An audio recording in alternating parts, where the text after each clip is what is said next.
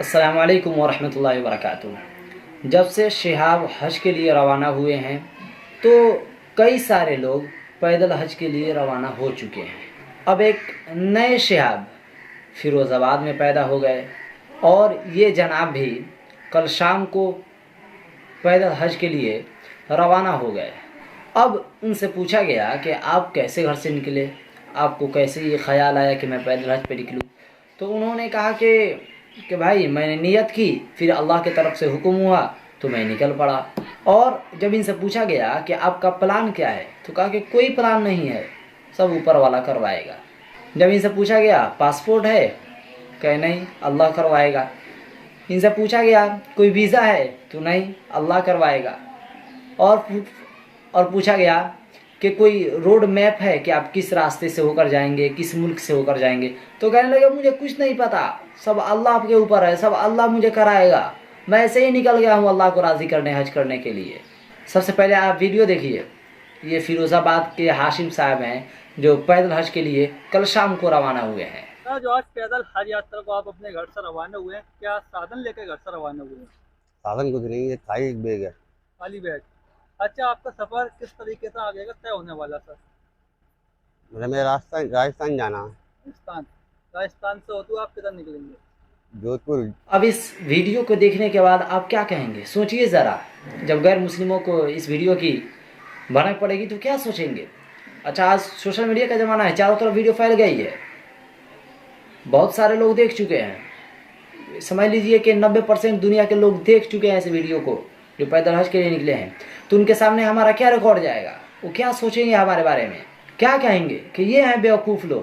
ہم تو پہلے سے کہتے چلے آ رہے ہیں کہ مسلمان کو عقل نہیں ہے، یہ بیوقوف لوگ ہیں۔ اصل میں بیوقوف ہی ہیں، ویزا نہ پاسپورٹ نہ کوئی روڈ میپ، کس طرح جائیں گے کچھ عطا پتہ نہیں ہے، بس نکل گئے راستے میں، منزل کا کچھ عطا پتہ نہیں ہے۔ تو دوستو آپ بتائیں کہ یہ عقل مندوں کی پہچان ہوتی ہے کہ آپ کے پاس کچھ نہیں ہے، ڈاکومنٹ کچھ نہیں ہے، نہ ویزا نہ پاسپورٹ نہ روڈ میپ، کس طرح جائیں گے، نہ منزل کا کچھ عطا پتہ نہیں ہے، بس نکل گئے اللہ کے بھروسے؟ کیا یہ عقل مندی ہے؟ نکل گئے ہیں، اللہ کے اوپر بھروسہ رکھیں کہ اللہ تبارک و تعالیٰ کروائے گا۔ ارے بھائی اللہ تبارک و تعالیٰ کروائے گا، لیکن اللہ تعالیٰ نے تو یہ بھی حکم دیا ہے کہ اسباب اختیار کرو، پہلے گھر کا دروازہ بند کرو، اس کے بعد اللہ پر بھروسہ رکھنا۔ نہ آپ دروازہ کھلا چھوڑ دیں، اللہ پر بھروسہ رکھیں، کیسے مدد آئے گی؟ یہ تو بیوقوفی کی بات ہو گئی۔ رسول اللہ صلی اللہ علیہ وسلم سے کسی نے پوچھا کہ یا رسول اللہ، میں اونٹ کو کھونٹے سے باندھ دوں اس کے بعد اللہ پر بھروسہ رکھوں، یا اونٹ کو کھونٹے سے نہ باندھوں اس سے پہلے اللہ پر بھروسہ رکھوں کہ اللہ میری حفاظت فرمائے گا، ہمارے اونٹ کی دیکھ ریکھ کرے گا؟ تو آپ صلی اللہ علیہ وسلم نے فرمایا کہ پہلے اونٹ کو کھونٹے سے باندھو، اس کے بعد اللہ پر بھروسہ رکھو۔ نبی پاک صلی اللہ علیہ وسلم گھوڑ سوار سیکھا کرتے تھے، گھوڑ سواری سیکھا کرتے تھے، صحابہ کرام لینگویج سیکھا کرتے تھے، صحابہ کرام راستوں کا علم سیکھا کرتے تھے، صحابہ کرام ہر چیز سیکھا کرتے تھے۔ کہیں بھی آپ کو اسلام میں یہ نہیں لکھا ہوگا، یہ نہیں لکھا ملے گا کہ کچھ نہ کرو اللہ پر بھروسہ رکھو، کچھ نہ کرو اللہ پر بھروسہ رکھو کہ اللہ کرے گا۔ نہیں، یہ نہیں ہے، سب کچھ کرو پھر اللہ پر بھروسہ رکھو، یہ اسلام کی تعلیم ہے۔ اور یہ کیا ہو رہا ہے؟ کیا ٹرین ایک چل پڑا پیدل حج کا؟ کیا ہو گیا مسلمانوں کو؟ پیدل حج کے لیے ہر ایک شہاب بننے کے لیے نکل پڑا ہے، ہر ایک شہاب کی نقل کرتا ہوا نظر آ رہا ہے۔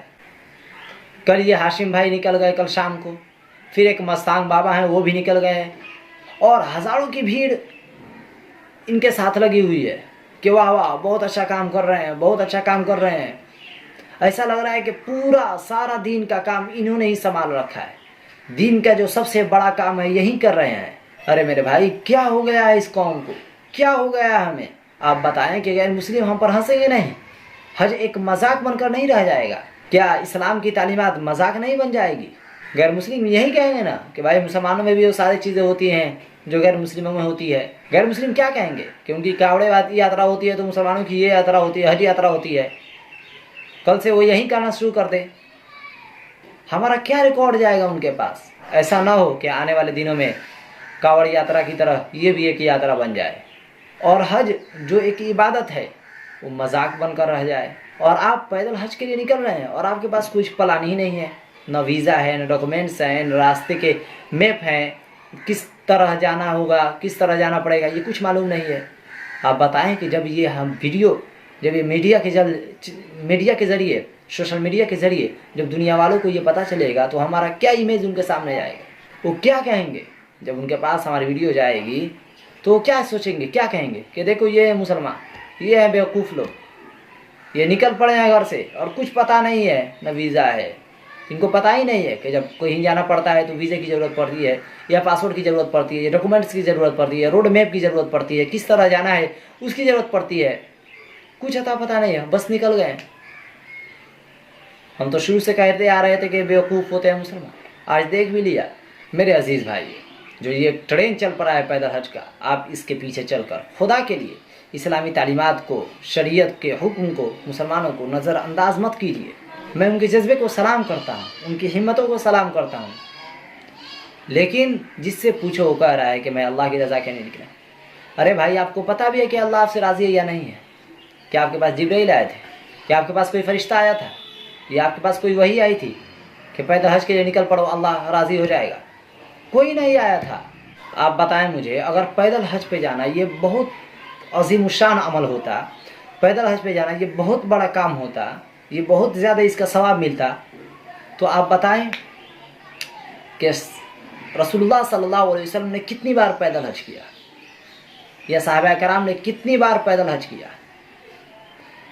پیدل حج پہ جانا جائز ہے، کوئی انکار نہیں کر رہا، کوئی نہیں روک رہا اس سے، لیکن یہ بے وقوفی کہاں سے آ گئی کہ نہ ڈاکومنٹس ہے، نہ ویزا ہے، نہ پاسپورٹ ہے؟ یہ کیسے ہوگا؟ کیا اللہ نے کہا تھا کہ سارے چھوڑ دو پھر نکل پڑو؟ اللہ تعالیٰ نے کہا پہلے اسباب اختیار کرو۔ میں آپ سے ایک سوال کرتا ہوں کہ اگر آپ امتحان میں بیٹھے ہیں، امتحان گاہ میں بیٹھے ہیں، آپ کے سامنے پیپر آیا، کوشچن آیا، تو 5 سوال آئے اور اس میں سے کہا کسی تین کا جواب دو، اور وہ تینوں سوال آپ نے دیکھا وہ سارے کے سارے بہت ہی زیادہ آسان تھے، تو آپ نے سوچا کہ بھائی یہ تو بہت زیادہ آسان ہے، میں اس کا جواب نہ دے کر جو بہت مشکل اور جو بہت بھاری جو سوال تھا میں اس کا جواب لکھ دیتا ہوں، ایسا نہیں ہوگا۔ تو آپ نے کیا کیا، وہ تینوں سوالوں کو چھوڑ کر وہ جو آپ نے بڑا والا سوال یاد کیا تھا، بہت بھاری سوال، بہت مشکل سوال آپ نے جو یاد کیا تھا، آپ نے اس کا جواب لکھ دیا۔ تو آپ بتائیں مجھے، آپ پاس ہو جائیں گے؟ آپ پاس ہو جائیں گے؟ جب ایگزامینر دیکھے گا تو کیا کہے گا؟ کہے گا کہ بھائی آپ کو میں نے 3 سوال دیا تھا، آپ کو ہم لوگوں نے 3 سوال دیے تھے، اتنے آسان سوال دیے تھے، آپ نے ان تینوں کے بجائے کسی اور کو کیوں لکھا، دوسرے سوال کے جواب کو کیوں لکھا جو اس میں ہے ہی نہیں؟ تو آپ کیا کہیں گے؟ آپ کہیں گے کہ یہ تینوں جو سوال تھے بہت آسان تھے تو میں نے سوچا یہ آسان کیوں لکھوں، اور بھاری والا جو مشکل والا سوال ہے اس کا جواب کیوں نہ دے دوں؟ تو کیا کہے گا؟ آپ کو پاس کرائے گا، آپ کو فرسٹ دلائے گا، آپ فرسٹ پوزیشن پر آ جائیں گے۔ آپ کو کیا کہے گا؟ آپ کو تو بیوقوف کہے گا، یہ تو بیوقوفی ہے۔